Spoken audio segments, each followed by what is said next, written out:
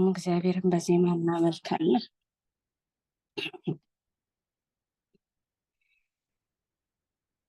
ከሰማይ የውድ ልጅ ወዳጅው ያንቺ የኔ ሲል በኮረብታዎች ላይ መጣኝ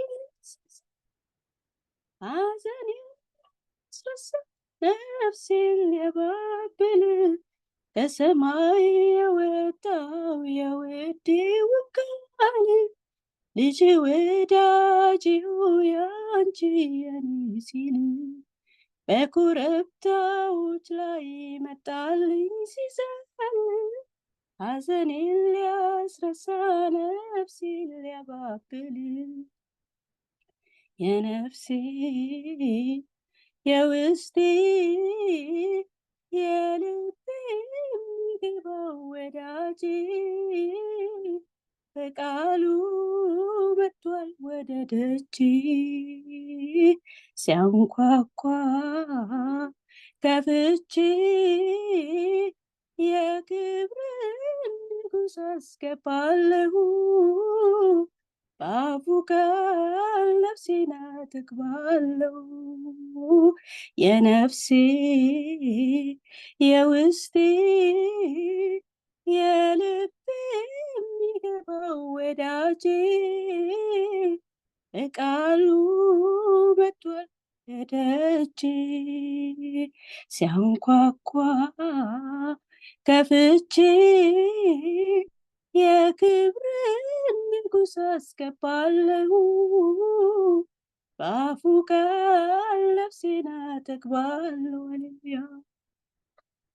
ስለዚህ አንተን አመልካለሁ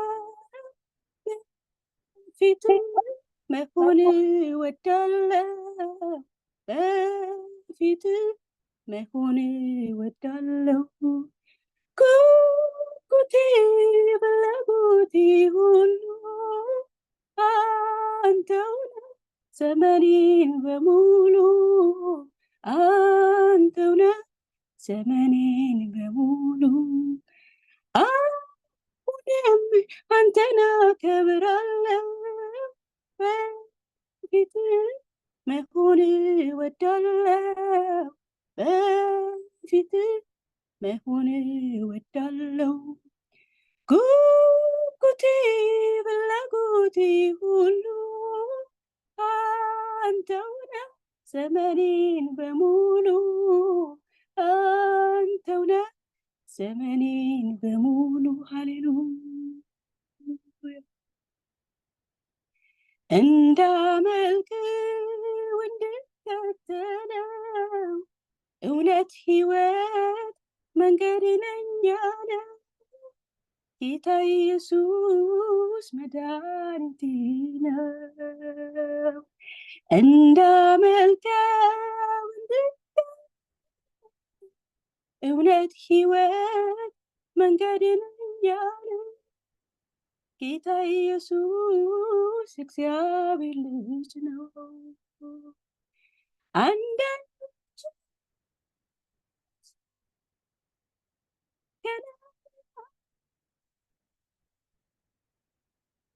አባቱ ግን ጌታ ኢየሱስ እግዚአብሔር ልጅ ነው መንፈስ ቅዱስ እንደገለጠው ጌታ ኢየሱስ መድኃኒቴ ነው ስለዚህ አንተን አከብራለሁ በፊት መሆን እወዳለሁ በፊት መሆን እወዳለሁ ጉጉቴ ሁሉ ዘመኔን በሙሉ አንተውነ ዘመኔን በሙሉ ሃሌሉያ ላመልክ ይወዳለሁ ላመልክ ይወዳለሁ ላመልክ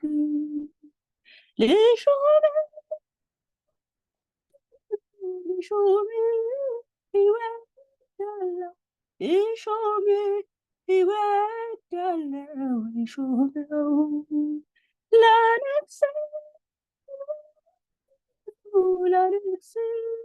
ይወዳለው ላነግስ ይወዳለው ላነግስ ልሾም ልሾም ይወዳለው ልሾም ይወዳለው ልሾመው ሃሌሉያ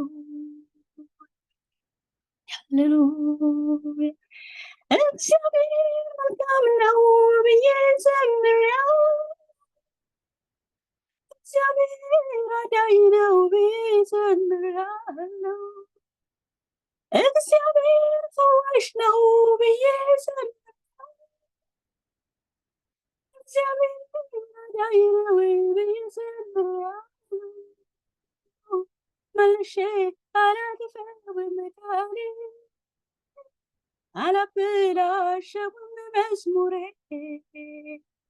መልሼ አላጥፋውም ቃሌ አላበላሸውም መዝሙሬ ነው ሃሌሉያ እግዚአብሔር ነው ብዬ ዘምራለሁ እግዚአብሔር ፈዋሽ ነው ብዬ ዘምራለሁ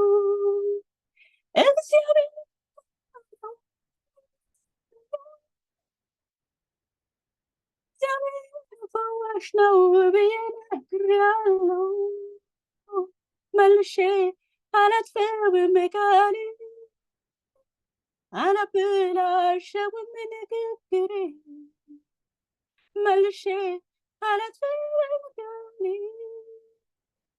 አላበላሸውም መዝሙሬ ሃሌሉያ አንተ መልካም ነህ አንተ መልካም ነህ ጌታ መልካም ነው ጌታ መልካም ነው ኢየሱስ መልካም ነው ኢየሱስ መልካም ነው አባ መልካም ነው አባ መልካም ነው ሃሌሉያ ኢየሱስ መልካም ነው ኢየሱስ መልካም ነው ሃሌሉያ ጌታ መልካም ነው ጌታ መልካም ነው ሃሌሉያ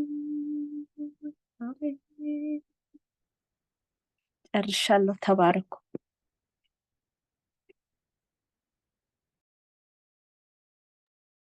አፄ እግዚአብሔር እጅግ አድርጎ ይባርክሽ ከዚህ በላይ የዝማሬ ጸጋ ይቀባሽ በጣም ድንቅ ዝማሬ ነበረ እናመሰግንሻለን እንደገና ደግሞ ሌላም ቀን እንደምትጎበኝን ተስፋ አለን ተባረኪታችን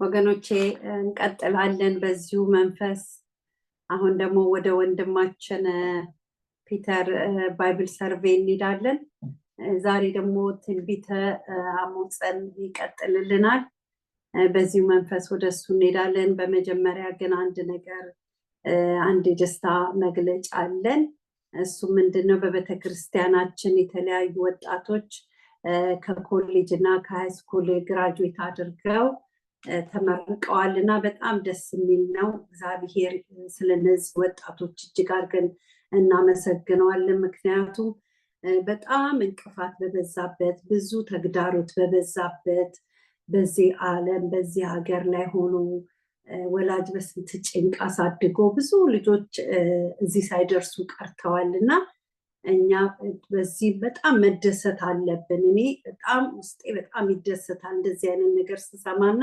ክብር ለእግዚአብሔር እናመጣለን ወንድማችን ዳኒ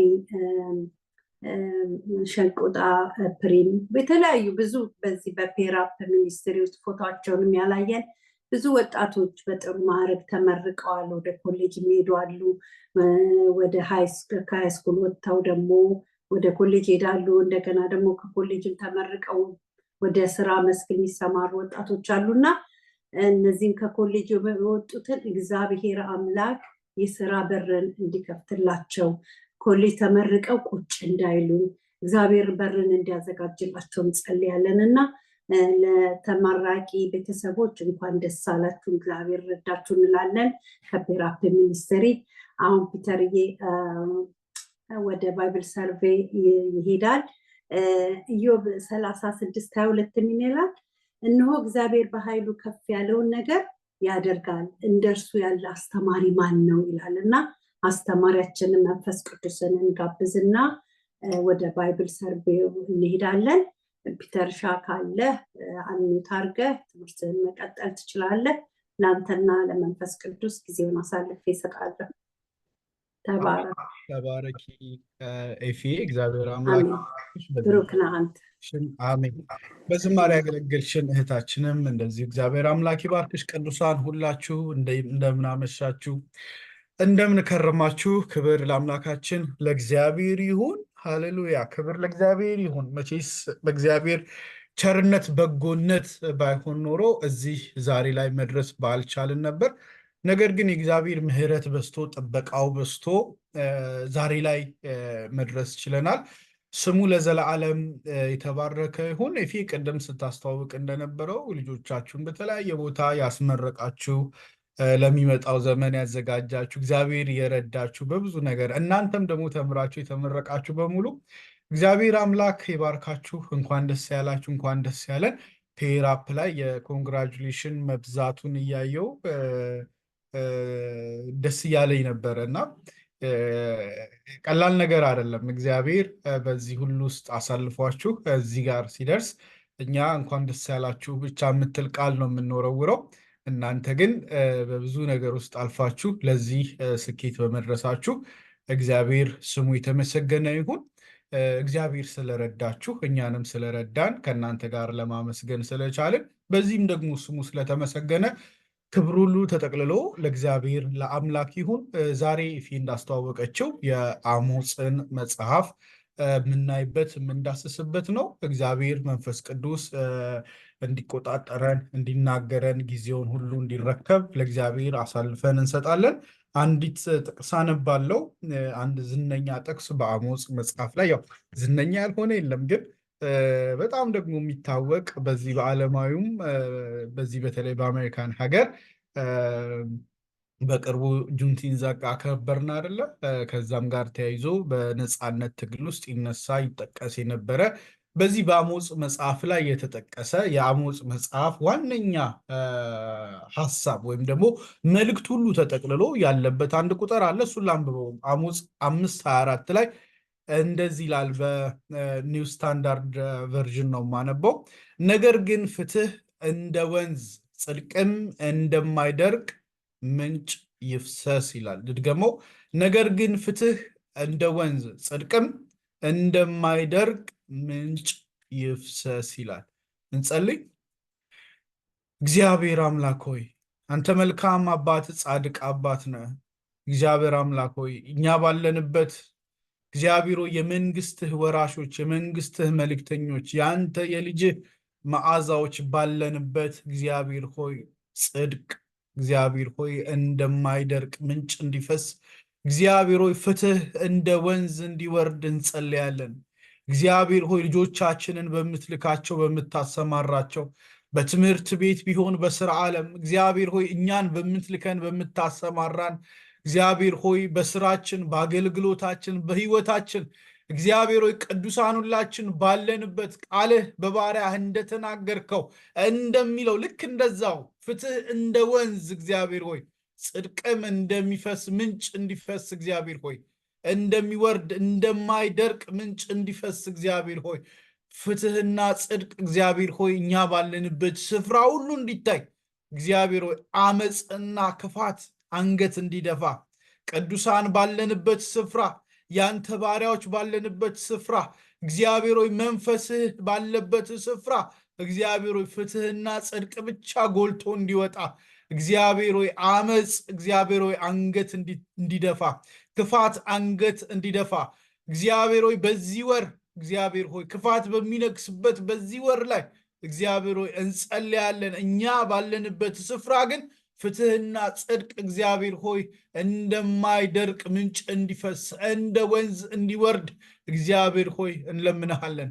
በኢየሱስ ስም እግዚአብሔር ሆይ የምንሰማው ታሪክ የኛ ታሪክ ሆኖ ዛሬ ላይ አስበን እግዚአብሔር ሆይ እንድንሰራበት እንድንለወጥበት በህይወታችን አንዳች ቁም ነገር እንዲከናወን እግዚአብሔር ሆይ ትላንትን ጥለን ዛሬን ብቻ አንጠልጥለን የምንጓዝ ከየት እንዳነሳህን አስበን ዛሬም በምህረት ተደግፈን እግዚአብሔር ሆይ ነገን ደግሞ አንተን ተስፋ አድርገን በአንተ ላይ እንድንደገፍ እንድትረዳን እንለምንሃለን። ክብር ምስጋና ለስምህ ይሁን። መንፈስ ቅዱስ ሁላችንን አስተምረን ተቆጣጠረን። ጊዜውን አሳልፈን ለአንተ ሰጠን። አሜን። በጌታ በኢየሱስ ስም ክብር ለእግዚአብሔር ይሁን። አሜን። የአሞጽ መጽሐፋውን ቅድም የጠቀስኩት ጥቅስ በዚህ በጥቁሮች ነፃነት አብዮት ላይ ማርቲን ሉተር ኪንግ ተጠቅሞታል ይህንን ጥቅስና እቺን ቨርስ በጣም ዝነኛ የሆነ ንግግሩ ላይ ወስዶ ተጠቅሟታል። ምን የሚለውን ቅድም ያነበብኩትን ልድገምላችሁ። 5:24 ላይ ፍትህ እንደ ወንዝ ጽድቅም እንደማይደርቅ ምንጭ ይፍሰስ የሚለውን ሀሳብ ወስዶ ተጠቅሞታል እና በጣም ዝነኛ ያልኩበት ምክንያት በዛ ነው። ስክሪን ሼር ላድርጋችሁና ወደ አሞጽ በቀጥታ ንግባ። ዛሬ እግዚአብሔር በአሞጽ ውስጥ ምን ይነግረናል፣ ምን ያስተምረናል የሚለውን ነገር እንድናይ ማለት ነው። ክብር ለእግዚአብሔር ይሁን። አንድ ጊዜ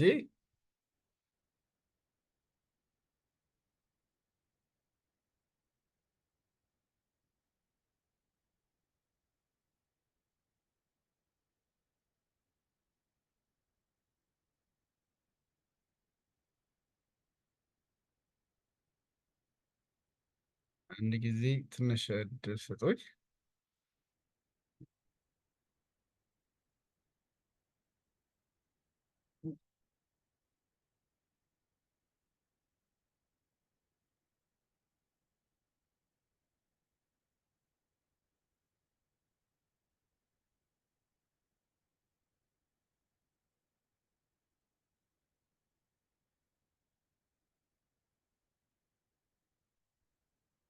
ኤፊ እንግዲህ ትንሽ ኮምፒውተር ተዋክቶኝ ነው እና ችግር የለም ፒተር፣ ቴክ ዮር ታይም፣ ችግር የለውም። አንድ ጊዜ እናስለቀቃለን።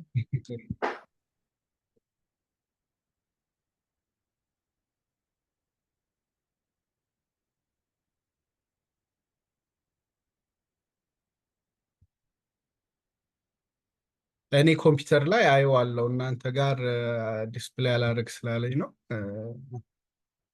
አሁን ይመጣል ተስፋ አደርጋለሁ።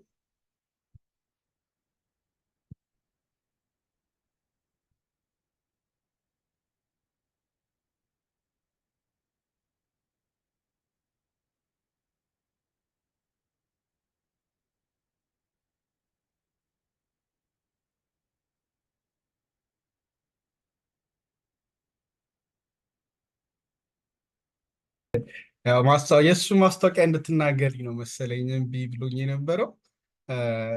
ቅዱሳን ይታያል አይደል? ፊ የአሞጽ አሁን ቆንጆ ነው። መልካም። እንግዲህ ትንቢተ አሞጽ 30ኛው መጽሐፋችን ላይ ደርሰናል። ከትንንሽ ነቢያት 3ኛው መጽሐፍ ነው። 30ኛ መጽሐፋችን ላይ ደርሰናል። እግዚአብሔር ይመስገን። እንግዲህ የተወሰኑ የሚቀሩንን ሰብሰብ አድርገን የምናያቸው አሉ። እንግዲህ ከነኚህ ከትንንሽ ነቢያት መጽሐፍት ውስጥ አሁን እየለቀምን እያየን ያለ ነው በመጽሐፉ አቀማመጥ ኦርደር ቢሆንም በተጻፉበት ዘመን ነው። ማለት ከእስራኤል የተወሰኑት ከእስራኤል መፍረስ በፊት የነበሩ ናቸው። የተወሰኑት ደግሞ ከኢየሩሳሌም መቅደስ መፍረስ በኋላ የመጡ ናቸው። ከመፍረሱ በኋላ የመጡትን በምርኮ ዘመን የመጡትን እንሰበስባቸዋለን። ከምርኮ በፊት የነበሩት ግን የተለያየ አውድ ላይ ቆሞ ስለሆነ እየነገሩ ነው ያሉት። እነሱን ለየብቻ እየለቀምን ነው እያየናቸው ያለ ነው። እንግዲህ ባለፈው ታስታውሳላችሁ ኢዩኤልን አይተናል፣ ሆሴን አይተናል፣ ኢዩኤልን አይተናል። አሁን ዛሬ ከትናንሽ ነቢያት 3ኛውን አሞጽን እናያለን። አሞጽ የኖረበት ዘመን፣ አሞጽ ማን ነው? መግቢያችን ላይ አሞጽ የኖረበት ዘመን እንግዲህ በታሪክ አልፈን የት ደርሰን ነበረ? የምታስታውሱ ከሆነ በታሪክ ወርደን የኢየሩሳሌም ዳግም መሰራት የቅጥሩን ዳግም መቆምና ሁለተኛው መቅደስ ዳግም መገንባቱን የነ እዝራን ታሪክ አንስተናል። የካህኑ የእዝራን ከዛ የነህሚያን ዘመን አንድ ላይ እና ካህኑ ኢያሱ እዝራ እና ነህሚያ የነበሩበት ዘመን ላይ በነህሚያ መጽሐፍና በእዝራ መጽሐፍ እዛ ደርሰን ነው በዛ በታሪክ ያቆም ነው ማለት ነው። ከዛ ግን ተመልሰን በነቢያቱ በኩል ምንድነው የተፈጠረው የሚለውን ነገር በጥበብ መጽሐፍት መጡ። ከዛ የነቢያት መጽሐፍት መጡና በነቢያቱ ዘመን ይሄ መፍረስ ከመምጣቱ በፊት እግዚአብሔር እንዴት እያደረገ ነው ነገሮች እዚህ የደረሱት የሚለውን ወደኋላ ተመልሰን እያየን ነበረ። ከዛ እስከ በነቢያቱ በታላላቅ ነቢያት መተን የት ድረስ አየን? እስራኤል የሰሜኑ መንግስት በፈረሰበት ሰዓት ስለነበረው የደቡቡ መንግስትም በፈረሰባት ስለነበረው ስለ ኤርሚያስ፣ በዛ ስለ ቀድሞ ከመፍረሱ በፊት ስለነበረው ስለ ኢሳያስ፣ ከዛ ኤርሚያስ ስላያቸው ትንቢት፣ ከዛ በኋላ ደግሞ ከፈረሰ በኋላ በደቡብ እና በሰሜን ያሉት ተማርከው ሲወሰዱ በባቢሎን ስለሄዱት በሕዝቅኤል በኩል በዚህ ምድር ስለቀሩት ማለት በኢየሩሳሌም ከፍርስራሹ ጋር ለቀሩት በኤርሚያስ በኩል እያየን መጣ። ከዛ በኋላ ህይወት ከምርኮ በኋላ ምን ይመስላል የሚለውን ደግሞ በዳንኤል በኩል እያየን መጣ። ከዛ በኋላ ግን ተመልሰን በመሃል ይነገሩ የነበሩ ግን ያልተሰሙ ማለት እንደነ ኢሳያስ እንደነ ኤርሚያስ እንደነ ሕዝቅኤል ባይሆንም ግን ሲነገሩ የነበሩ ያልተሰሙ ድምፆችን በወቅቱ ከነበረው በደል ጋር ተያይዞ ለተወሰነ ስፔሲፊክ ጉዳይ የተጠሩ ነቢያትን እያየን ነበረ። ለምሳሌ በዘመኑ ከነበረው መቅሰፍት ጋር እና ይሄ የምድሪቷ ላይ የመጣውን ድርቅና ረሃብ ተከትሎ ኢዩኤል እግዚአብሔርን ፍርድ በሚመለከት የጌታ ቀን ሳይመጣ ብሎ የተናገረበትን ትንቢት ያየንበት ሁኔታ አለ። ከሆሴዕ ጋር አያይዘን ደግሞ በህዝቡ ዘንድ የነበረውን የአመፅና የክፋት የበደል ጥግ አይቶ እግዚአብሔር ምልክት ሲያስቀምጥ በቤተሰቡ በልጆቹ ስም ጭምር ምልክት ሲያስቀምጥ አይተናል። አሞጽ ደግሞ የሚገርመው ልዩ ሰው ነው፣ ከሌሎቹ ይለያል። ሌሎቹ ነቢያት ናቸው፣ ሌሎቹ ካህናት ናቸው፣ ሌሎቹ ከነገስታት ዘር ናቸው። ወንድማችን አሞጽ ግን የካህን ዘር አይደለም፣ የነቢይ ዘር አይደለም።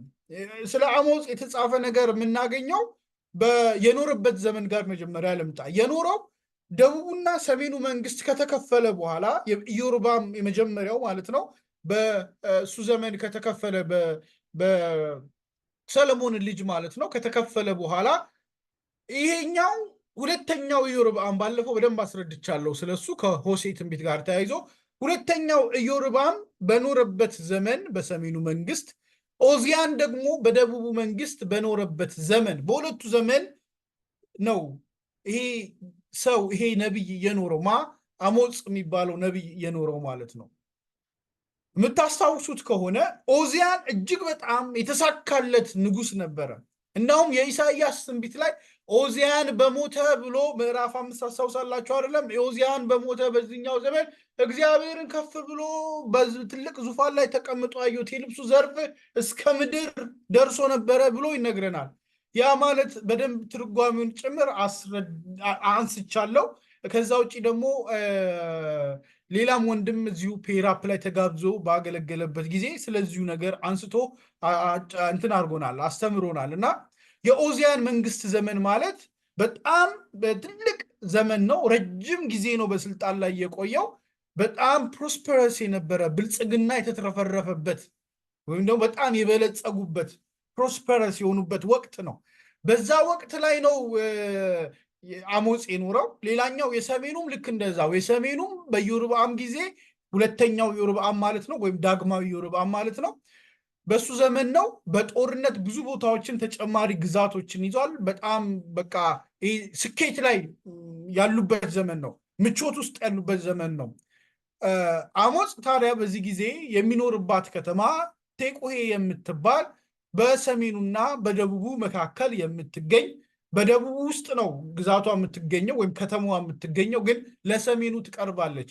ለሰሜኑ ከተማቺ መቅደስ ካለባት የቤተልሔም ከተማ ወደ 10 ኪሎ ሜትር ከኢየሩሳሌም ደግሞ 17 ኪሎ ሜትር እንደምትርቅ አዲሱ መደበኛ ትርጉም ላይ በመግቢያ የተቀመጠው እዛ ላይ ብናገኝ ይህን ይነግረናል። ሌሎች ካርታ ላይም ብናይ የቀደምት ንባብ ላይ እሱን ያሳየናል። እግዚአብሔር ከደቡቡ መንግስት ለሰሜኑ መንግስት ነው የላከው። ማለት ደቡቡ መንግስት ቴቁሄ ላይ የሚኖረውን አሞፅን እንደው ትንሽ ስለሆነ ልዩነቱ በሁለቱ መካከል ይኖር ነበር ብንል የተሻለ ነው የሚሆነው። በሰሜኑና ደቡቡ መንግስት መካከል ይኖር የነበረውን አሞፅን ወደ ሰሜኑ መንግስት ስለበደሉ እንዲያስታውቀው በምቾት ውስጥ ላለችዋና እግዚአብሔር ከምን እንዳነሳት ለረሳችዋ ለእስራኤል በደሏን እንዲያስታውቃት የእግዚአብሔርን ፍርድ እንዲያስታውሳትና እግዚአብሔር እንደሚቀጣ እንዲነግራት ነው።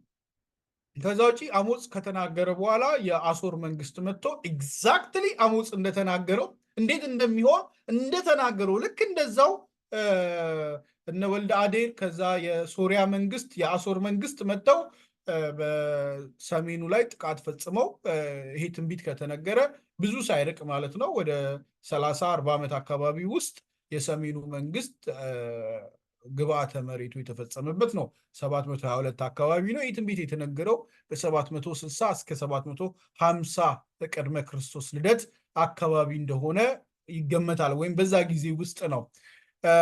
ምክንያቱም እነኛ ነገስታት የነገሱበት ዘመን በዚህ ወቅት ውስጥ ከ760 እስከ 750 ባለው መካከል ስለሆነ ነው።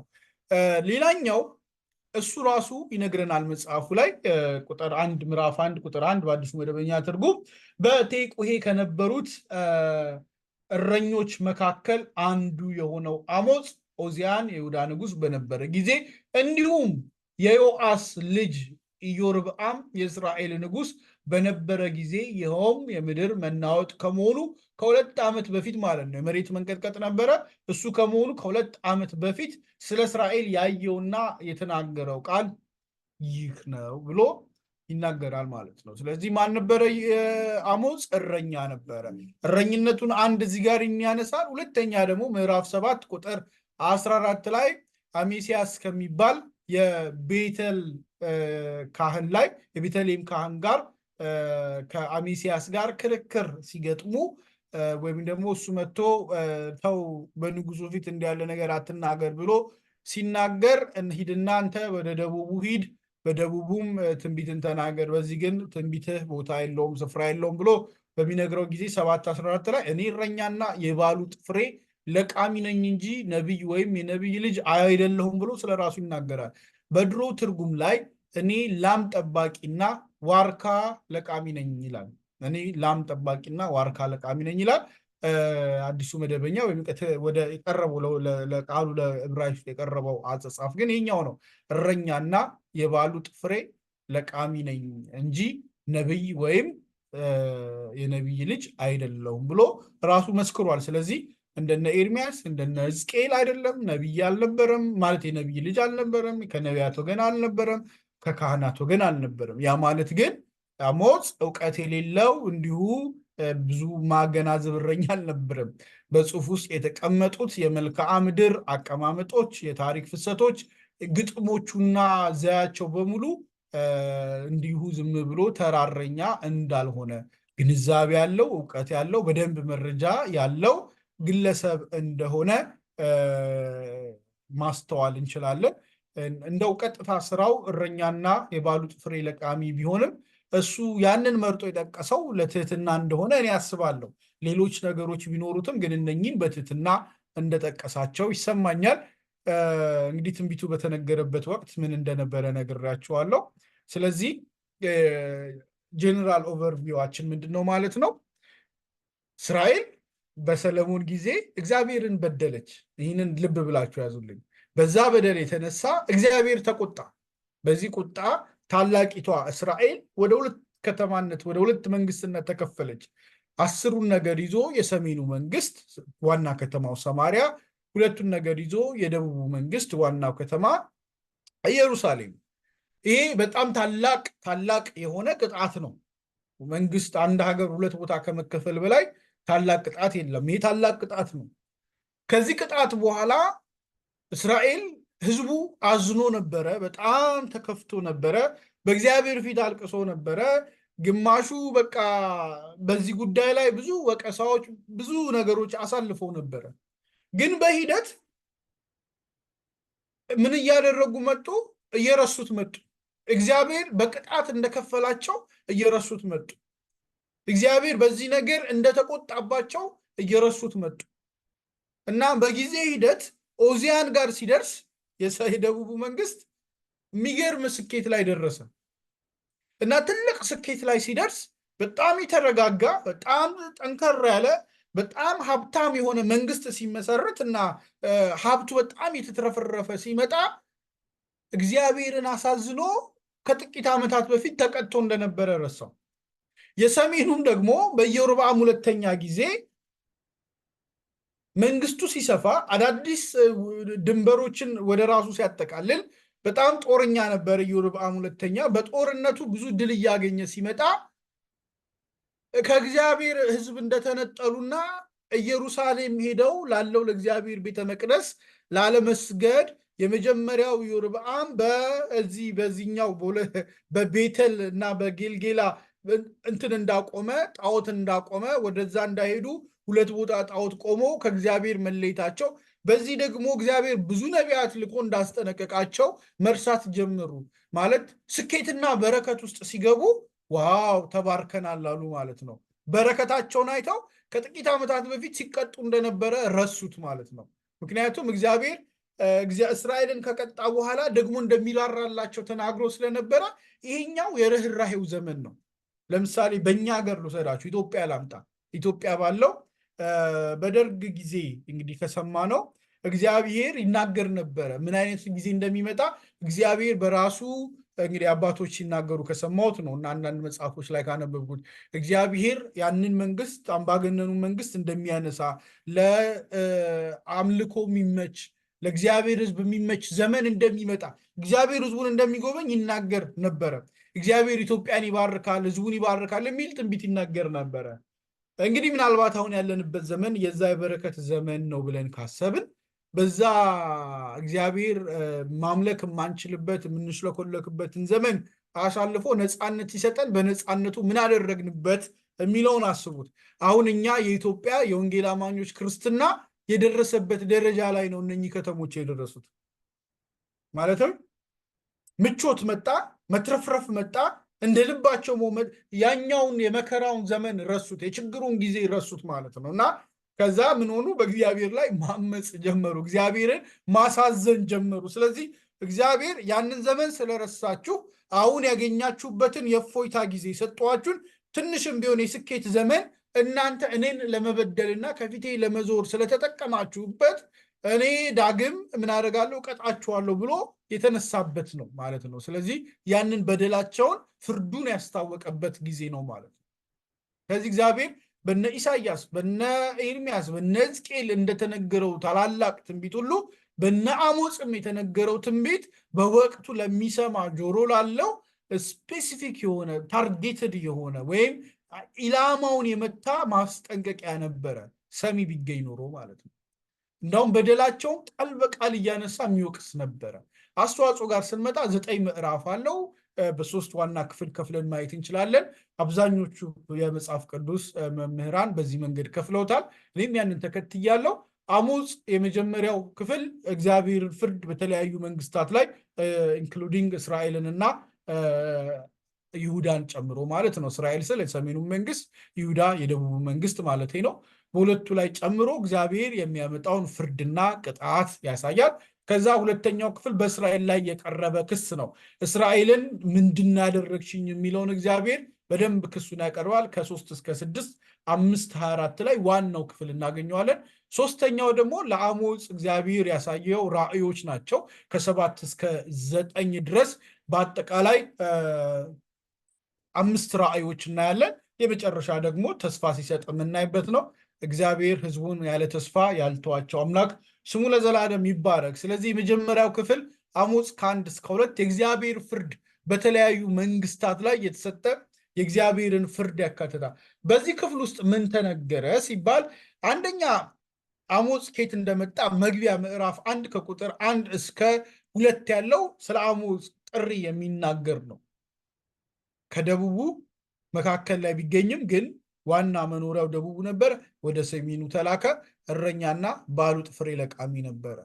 እግዚአብሔር ይህንን እረኛና ባሉጥ ፍሬ ለቃሚ ሰው ወደ ሰሜኑ መልእክት አስይዞ ላከው። ምንም የሚል መልእክት አስይዞ ላከው። የመጀመሪያው የእስራኤል ጠላቶች ላይ የተነገረ ነው። ምዕራፍ 1 ከቁጥር 3 እስከ ምዕራፍ 2 ቁጥር 3 ድረስ የምታገኙት በእስራኤል ጠላቶች ላይ የሚነገር ነው። እነኚህ ምንድናቸው? ሲጀምር እንዲህ ብሎ ይጀምራል። እግዚአብሔር ከጽዮን ድምፁን ከፍ አድርጎ ያሰማል፣ ከኢየሩሳሌም ያንጎደጉዳል። የእረኞች ማሰማሪያዎች ደርቀዋል፣ የቀርሜሎስም አናት ጠውልጓል ይልና እግዚአብሔር እንዲህ ይላል፣ ስለ 3ቱ የደማስቆ ኃጢአት ይልቁንም ስለ 4ቱ ቀጣዩን አልመልስም። የብረት ጥርስ ባለው ማሄጃ ገለአድን አሂዳለችና ብሎ የወልደ አዴርን ምሽጎች እንዲበላ በአዛሄል ቤት ላይ እሳት እሰዳለሁ፣ የደማስቆን በሮች እሰባብራለሁ ብሎ ስለ ደማስቆ ይናገራል። ስለ ደማስቆ ብቻ አይደለም የሚናገረው፣ ይቀጥላል። በኤዶም ሸለቆ ይመጣና ስለ ኤዶማውያን ደማስቆን ያነሳል፣ ኤዶምን ያነሳል፣ ከዛ ስለ ጢሮስ ያነሳል። እንደዚህ እያለ ይቀጥላል እና ሞዓብ ጋር ይሄዳል። ደማስቆን፣ ጢሮስን፣ ኤዶምን እና ሞዓብ ጋር ይመጣና እነኚህን መንግስታት እንደሚቀጣቸው እግዚአብሔር ፍርዳቸውን በደላቸውን ያስታውቃል። በሆሴ ጊዜ የሆሴ ትንቢት ላይ ታስታውሳላችሁ፣ እግዚአብሔር እነኚህን መንግስታት እንደሚቀጣ ሲናገር ማለት ነው። ተመሳሳይ በነገራችን ላይ አሞጽ የኖረው በሆሴና ነቢዩ ዮናስ በኖሩበት ተመሳሳይ ጊዜ ላይ ነው።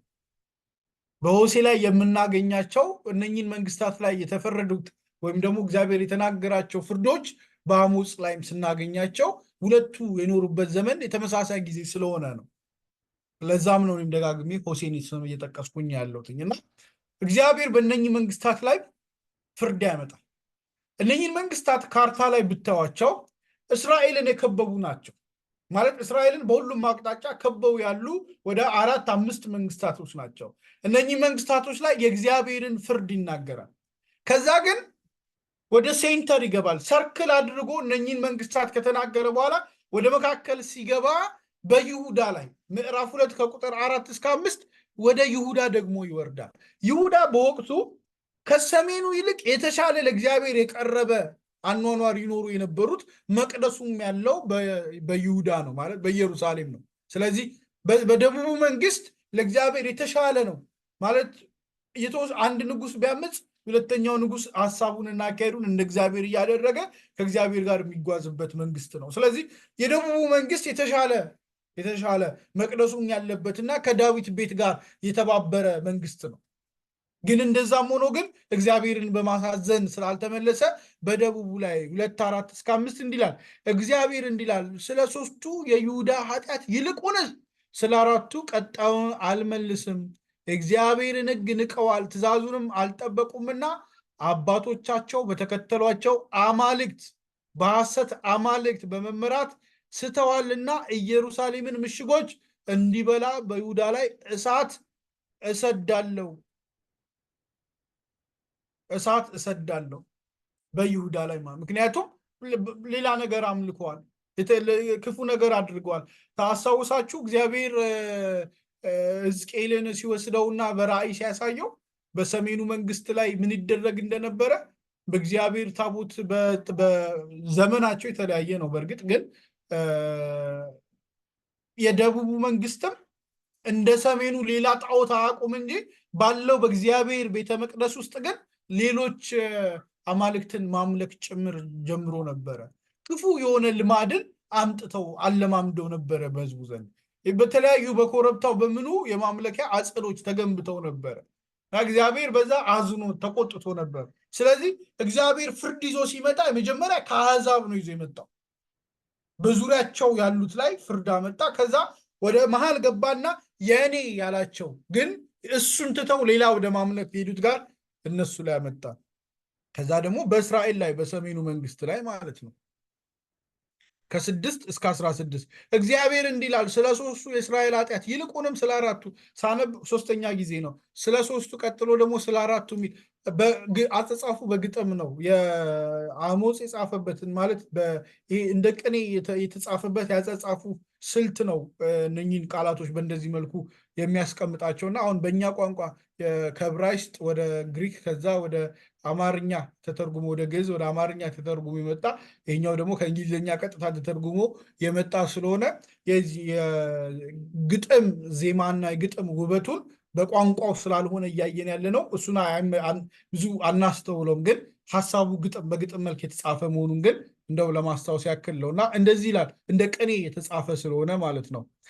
ይልቁንም ስለ አራቱ ቁጣዬን አልመልስም፣ ጻድቁን ስለ ጥሬ ብር ችግረኛውንም ስለ ጥንድ ጫማ ይሸጡታልና።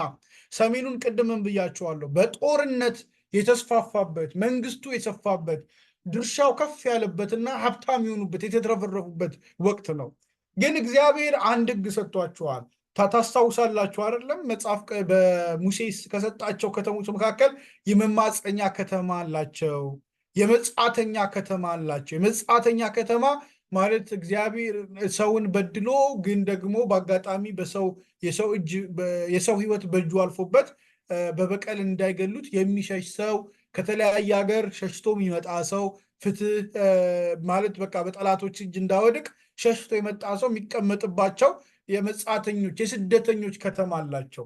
እና እግዚአብሔር የሰጣቸው ትእዛዝ መካከል አንተ ራስህ ስደተኛ ነበርክና ለስደተኞች ርኅራኄ አድርግ ነው። የሕግ መጽሐፍትን ካስታወሳችሁ አንተ ራስህ በግብፅ ስደተኛ ነበርክና ለስደተኞች ራራ፣ በባሮችህ ላይ አትጨክን፣ አንተ ራስህ ባሪያ ነበርክ እያለ ነው እግዚአብሔር ትእዛዝ ሰጣቸው። ስለዚህ እግዚአብሔር ባሮችን እንዲራሩላቸው፣ ስደተኞችን እንዲያዝኑላቸው ቢነግራቸውም የሰሜኑ መንግስት ምቾትና ድሎት ሲያትረፈርፍለት አይ እግዚአብሔር በቃ አሁን ከኛ ጋራ ነው የሚሆነው ነገር ሁሉ እግዚአብሔር በቃ የፈቀደው ነው ምናምን አይነት ትዕቢት ውስጥ ገብተው ችግረኞችን፣ መበለቶችን፣ ድሃ አደጎችን፣ ስደተኞችን ይበድሉ ነበር። ድሆችን በጣም ይጨቁኑ ነበረ። የአሞጽ ዋና መልእክቱን ክፍል ቅድም ብያቸዋለሁ 5:24 ላይ ስለምንድን ነው የተናገራቸው? ጽድቅም ፍትህ እንደ ወንዝ ጽድቅም እንደማይደርቅ ምንጭ ይፍሰስ። በቃ ፍትህና ጽድቅ ከከተሞቻቸው ጠፍተዋል።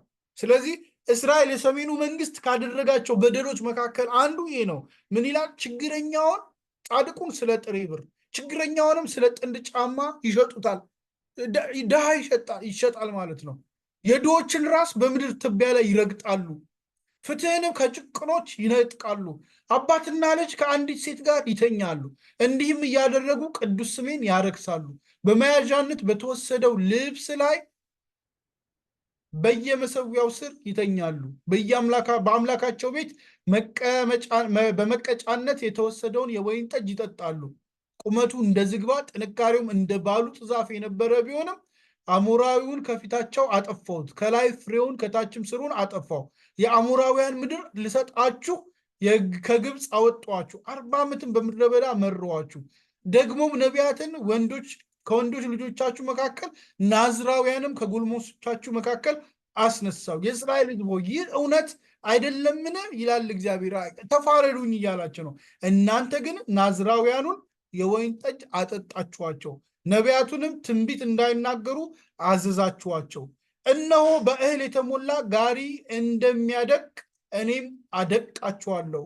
ፈጣኑ አያመልጥም፣ ብርቱም ብርታቱ አይረዳውም፣ ኃያሉም ነፍሱን አያድንም። ቀስተኛውም በቦታው ጸንቶ አይቆሙም። ፈጣኑም ተዋጊ ሮጦ አያመልጥም፣ ፈረሰኛውም ነፍሱን አያድንም። ጎበዞቹ ተዋጊዎች እንኳን በዚያ ቀን ራቁታቸውን ይሸሻሉ ይላል። ይህንን ሙሉን ያነበብኩበት ምክንያት አሞጽ የተላከበት ለእስራኤል ለሰሜኑ መንግስት የሚነግረው በደል ሰመራይዝ ተደርጎ ያለው እዚህ ጋር ስለሆነ ከዚህ በደላቸው አንደኛ ለድሃ አይራሩም፣ ለተጨቆኑ ፍትህ አይሰጡም።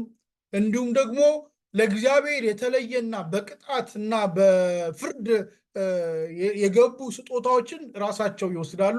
ከዛ ደግሞ የእግዚአብሔር ናዝራውያንና ባህታውያን ወይም የእግዚአብሔር የተላኩላቸው ናዝራውያንንና ነቢያቶቻቸውን ያረክሷቸው ነበር። ነገሥት ላይ ታስታውሳላችሁ አይደለም? የነገሥት መጽሐፍ ላይ እግዚአብሔር የላከውን ነቢይ በቃ እግዚአብሔር አንዱ ነቢይ ተነስቶ እኔም እኮ እግዚአብሔር ልኮኝ ነው በቃ ና ብላ ጠጣ ብሎ ከዛ በኋላ ሲሞት የሚሞትበት ነገሥት ላይ ያለ ዲቴይል ታሪክ ነው እያነሱ ያሉት። እንዲሁም ደግሞ የተላኩላቸውን ነቢያቶች በጣም ያስጨንቁ እንደነበረ ለሰሜኑ መንግስት የተላኩ ታላላቅ ነቢያቶችን እንዴት አድርገው ያስጨንቁ እንደነበረ ታስታውሳላችሁ። እነ ኤልሳ በጣም በብዙ መከራ ውስጥ ያለፉበት ጊዜ እንደነበረ ታስታውሳላችሁ። የዛ የሰሜኑ መንግስት እነ ኤልያስን ያስጨንቁ የነበሩ በጣም ብዙ ክስተቶች እንደነበሩ ታስታውሳላችሁ። ነቢያቶቹን ናዝራውያኖቹን እንዲሁም ደግሞ እግዚአብሔርን አገልጋዮች ያደረጉትን ነገር እግዚአብሔር ቆጥሮ አሁን እቀጣለሁ በቃ የሚልበት ማለት ነው።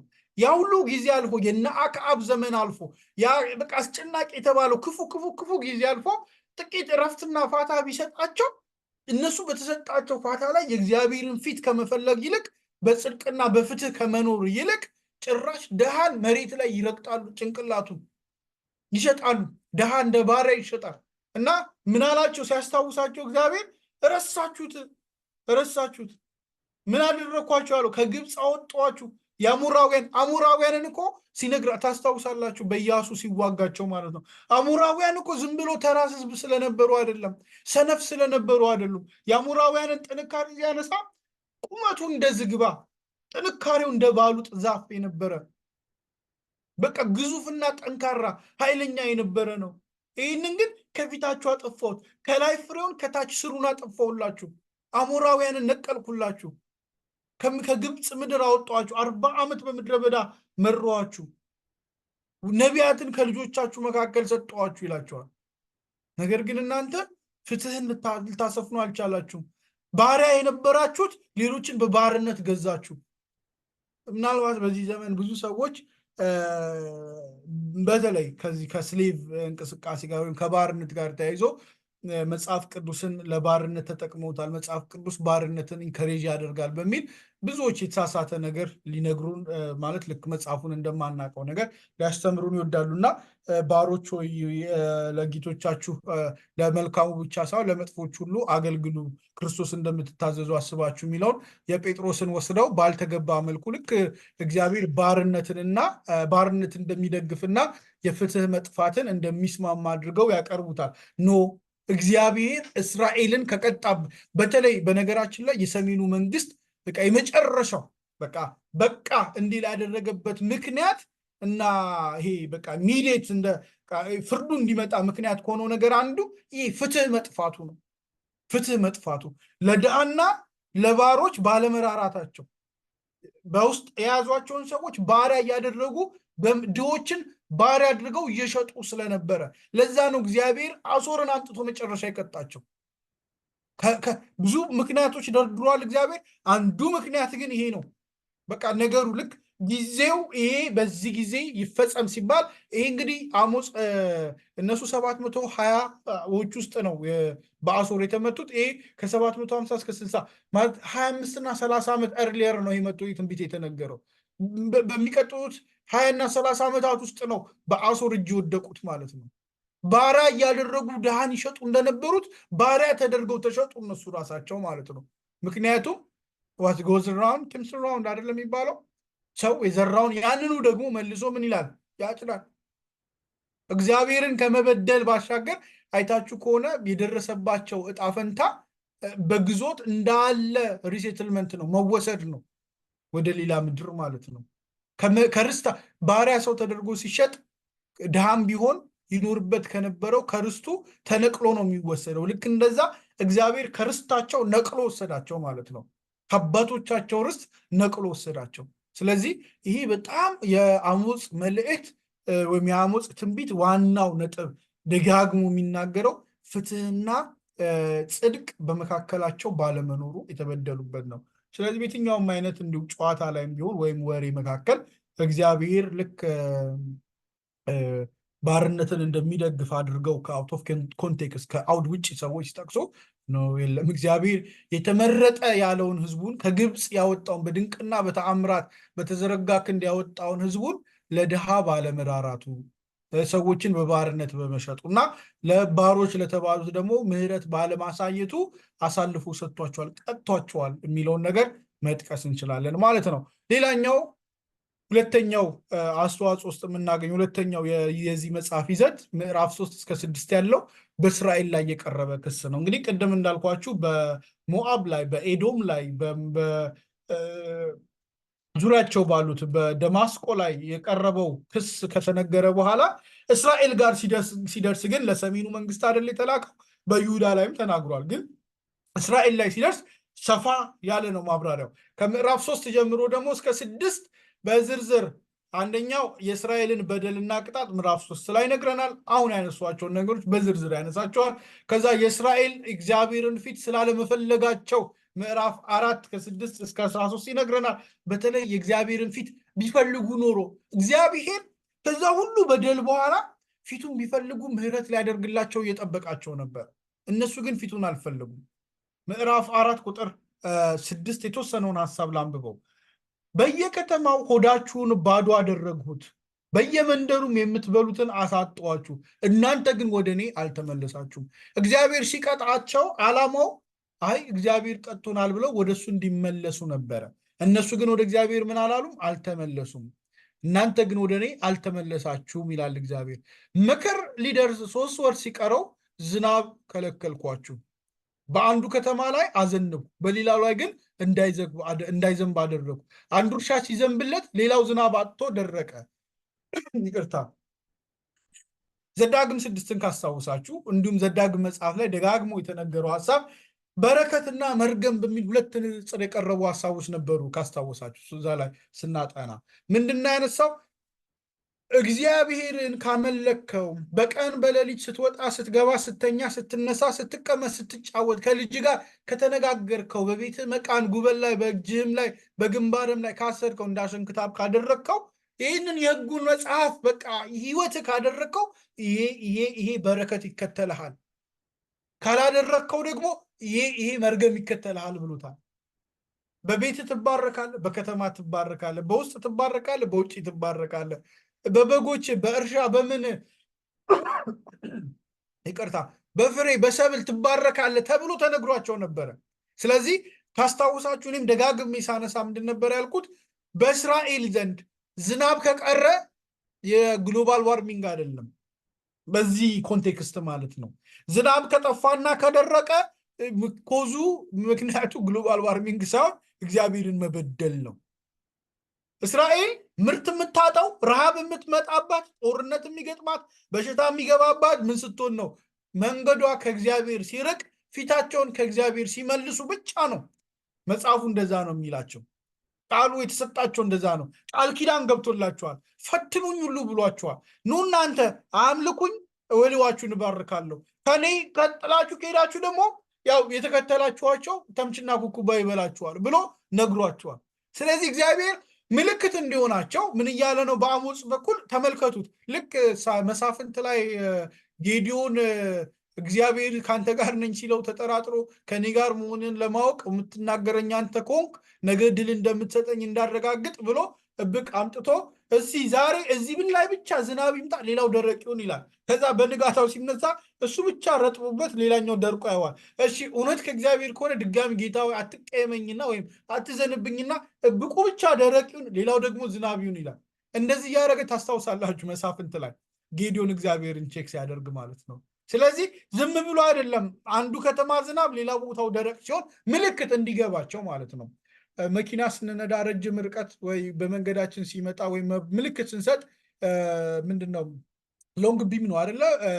ፍላሽ እናደርጋለን፣ ብልጭ ብልጭ እናደርጋለን። ምልክት እየሰጠን ነው። ልክ እንደዛ ማለት ነው። እና እግዚአብሔር ሎንግ ቢም እያበራ ምልክት እየሰጣቸው ነው። ምን እያደረገ? ፍላሽ እያደረገ እንዲያስታውሱ፣ እንዲመለሱ። አንዴ አስራባቸው አልተመለሱም። ቢርባቸውም ወደ እግዚአብሔር አልመጡም። ከዛ በዝናብ መጣ። ዝናቡን ደግሞ ዝም ብሎ መከር ሊደርስ 3 ወር ሲቀረው ማለት ነው ዝናብ ከለከላቸው። ድርቅ እኮ የሚመጣው እግዚአብሔርን ስበድለው፣ በሉ ንስሐ እንግባ አላሉ። ስለዚህ እንደዛ ሳይሉ ሲቀሩ ግሎባል ዋርሚንግ ምናምን አይነት ሰበብ ሲሰጡ በዘመኑ ማለት ነው እግዚአብሔር ምን አደረገ? ልዩ ምልክት። አንድ ከተማ ዘነበ፣ ሌላ ከተማ ደረቀ። አሁንም አልገባቸውም። ከእንደገና ሰዎች ውሃ ፍለጋ ከከተማ ወደ ከተማ ባዘኑ። ይሁን እንጂ ጠጥተው አልረኩም። እናንተ ግን ወደ እኔ አልተመለሳችሁም ይላል እግዚአብሔር። የአትክልትና የወይን ቦታችሁን ብዙ ጊዜ መታው፣ በዋግና በአረማሞ አጠፏችሁ፣ አንበጦችም የበለስና የወይራ ዛፎቻችሁን በሉ፣ እናንተ ግን ወደ እኔ አልተመለሳችሁም ይላል እግዚአብሔር። እናቴ ዕቃ ሲጠፋብኝ ነው ማሚ ዕቃ ጠፋብኝ ስላት አስራት አልከፈልኩም ትለኛለች። አያቴ ጋር ደግሞ ልውሰዳቸው። አያቴ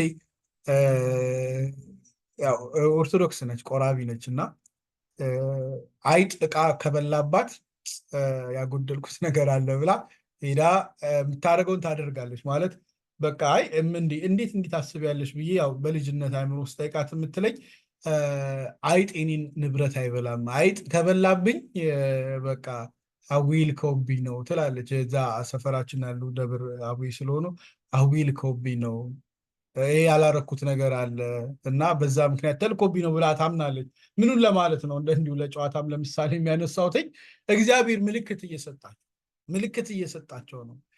አንዱ ጋር ሲራቡ በልተው አልጠገብ ሲሉ ምን እየላከባቸው ዋግ ሲመጣባቸው፣ አረማሞ ሲመጣባቸው፣ አንበጣና የበለስና የወይራ ዛፎቻቸውን አንበጣ መጥቶ ሲበላው ምን አላረጉም? ወደ እግዚአብሔር አልተመለሱም። አሃ ይህ ነገር የሆነው እኮ እንዲህ ስለሆነ ነው ብለው አልተረዱም። ግን ምን አረጉ? በዛው መንገድ ቀጠሉ። መቅሰፍትን ላኩባችሁ፣ ከተማረኩት ፈረሶቻችሁ ጋር ጎልማሶቻችሁን በሰይፍ ገደልኩ፣ የፈረሶቻችሁ ግማት አፍንጫችሁ እንዲገባ አደረኩ፣ እናንተ ግን ወደ እኔ አልተመለሳችሁም። ሰዶምና ገሞራን እንደገለበጥኳቸው አንዳንዶቻችሁን ገለበጡ፣ ከእሳት እንደተነጠቀ ትንታግ ሆናችሁ፣ እናንተ ግን ወደ እኔ አልተመለሳችሁም ይላል እግዚአብሔር። ስለዚህ እስራኤል ሆይ እንደዚህ አደርግብሃለሁ፣ እንደዚህም ስለማደርግብህ እስራኤል ሆይ አምላክን ለመገናኘት ተዘጋጅ። ተራሮችን የሚሰራ ነፋስን የሚፈጥር ሐሳቡንም ለሰው የሚገልጥ ንጋትን ጨለማ የሚያደርግ የምድርም ከፍታዎች የሚረግጥ ስሙ የሰራዊት አምላክ እግዚአብሔር ነው። ይህንን አምላክ ለመገናኘት ተዘጋጅ፣ ፍርድ ሊመጣ ነው። ተመልከቱ፣ ምልክት ሰጥቶ ቀደም እንዳልኳችሁ መብራት አብርቶ አጥፍቶ፣ ውሃ ከልክሎ፣ ዝናብ መጥቶ ቀርቶ፣ በተምች በምን ተበልቶባቸው የመጣባቸው መቅሰፍት ወደ እግዚአብሔር ሊመልሳቸው አልቻለም። እግዚአብሔር የሚገርመው በቃ አልተረዱም ብሎ ከቅጣቱ በፊት ደግሞ አሞፅን ላከላቸው። ብዙ ነቢያት ልኳል አይደል? አሁን ደግሞ ዛሬ እያየነው አሞፅን አይደል? አሞፅን ላከላቸው። አሞፅን መጥቶ እየነገራቸው እነሱ ግን ምን አላደረጉም? ወደ እግዚአብሔር ፊታቸውን አልተመለሱም። ስለዚህ እግዚአብሔር ተዘጋጁ፣ በቃ ይቀጣል። እንደገና እግዚአብሔርን ፊት ስለመፈለግና ስለሚገኘው በረከት ይነግራቸዋል። ምዕራፍ 5 እንዳልኳችሁ ደግማችሁ ከአሞጽ የትን ላንብብ ደግሚ ካላችሁ ምዕራፍ 5ን ደግማችሁ አንብቡት። ለንስሐ ይጠራቸዋል። ተመለሱ ይላቸዋል። ተመለሱ። ቁጥር 3 የሚገርም ቃል ይናገራቸዋል።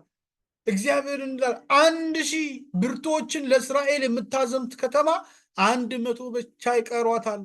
100 ብርቶችን የምታዘምተው 10 ብቻ ይቀሯታል። እግዚአብሔር ለእስራኤል ቤት እንዲላል እኔን ፈልጉ በሕይወትም ትኖራላችሁ። ምን በሉ? እኔን ፈልጉ በሕይወትም ትኖራላችሁ። ቤቴልን አትፈልጉ፣ ወደ ጌልጌላ አትሂዱ፣ ወደ ቤርሳቤም አትሻገሩ። ጌልጌላ በእርግጥ ትማረካለች፣ ቤቴልም እንዳልነበረች ትሆናለች። እግዚአብሔርን ፈልጉ በሕይወትም ትኖራላችሁ። ይደግሟል። ማንም ፈልጉ? እግዚአብሔርን። እኔን ፈልጉ በሕይወት ትኖራላችሁ። እግዚአብሔርን ፈልጉ በሕይወት ትኖራላችሁ። እነሱ እዛ በጌልጌላ እና በቤቴል አንድ እንትና እና አካብ የመጀመሪያው ኢዮርብዓም ያቆሙት ሐውልት አለ። 2 እዛ ትዝ ካላችሁ በነቢዩ በሳሙኤል ጊዜ ከዳን እስከ ቤርሳቤ ሲባል ነበር አይደለም?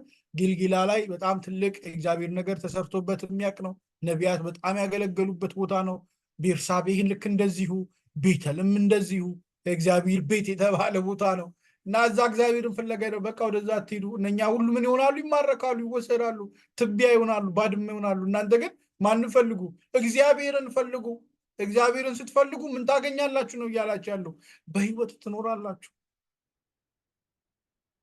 አለበለዚያ እንደ እሳት የዮሴፍን ቤት ያወድማል፣ እሳቱም ቤተልን ይበላል፣ የሚያጠፋውም የለም። እናንት ፍትህን ወደ መራርነት የምትለውጡ ዋናው መልእክት ቅድም ያልኳችሁ ፍትህን ወደ መራርነት የምትለውጡ ጽድቅንም ወደ ምድር የምትጥሉ ወዮላችሁ እያለ ይከሳቸዋል ማለት ነው። ከዛ ልክ ቁጥር 24 ጋር ሲደርስ ነው ቅድም ያልኳችሁ ነጥብ የሚመጣው።